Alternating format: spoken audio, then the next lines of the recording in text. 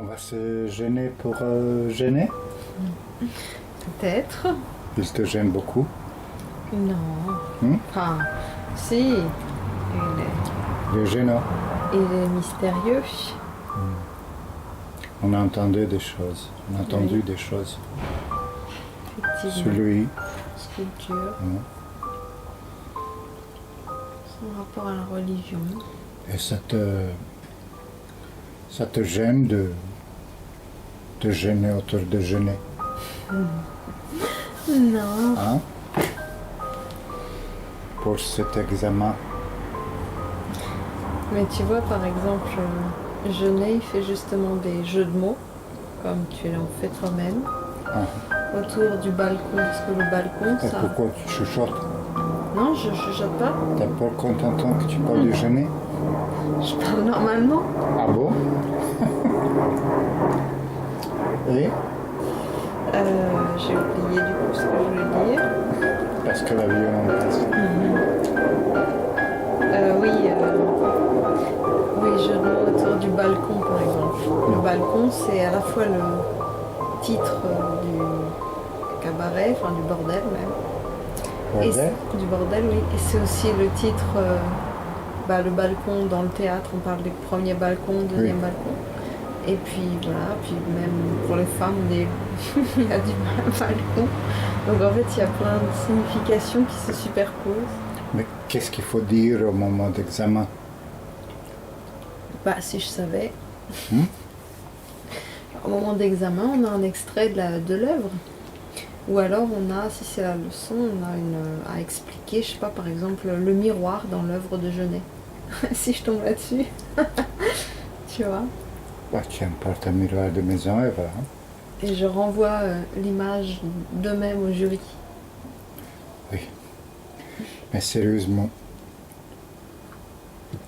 Sérieusement, j'ai juste... Il y a des critiques qui parlaient de Genet, des théoriciens, je ne suis pas là encore, Milan. J'ai juste lu l'œuvre. Je commence juste à comprendre toute seule l'œuvre d'abord et après je dirais, oui, l'œuvre des théoriciens. Mais quand même... Si, il se rapproche de Antonin Artaud, le théâtre de la... C'est pas Schopenhauer, c'est un écrivain. Pas difficile de comprendre une œuvre littéraire, non? Oui, mais c'est quand même complexe, ce balcon. Complexe parce que c'est une réflexion sur, comme je disais tout à l'heure, est-ce que c'est une réflexion sur la puissance des images? T'as peur d'être sur le balcon? L'image d'un évêque, l'image d'un juge. Est-ce qu'il faut que l'image soit incarnée ou désincarnée pour qu'elle ait une puissance? Mais qu'est-ce qui est gênant dans le balcon? Parce qu'ils sont nus? Non, c'est un peu un prétexte. Oui, il y a un jeu sadomaso, mais qui est un prétexte quand même. Non, il n'y a rien de gênant, mais c'est très complexe, cette idée de... Mais c'est complexe parce que tu veux que ça soit complexe. Moi, je ne vois qu'est-ce qui peut être complexe dans une œuvre littéraire. C'est des blabla d'un connard qui s'est perdu dans la vie et c'est tout. C'est n'importe quoi. Hein? Je sais pas. Ben oui, c'est ça, un killer, un voleur. Vous nous expliquez sa philosophie de vie. Qu'est-ce qu'il y a complexe dedans?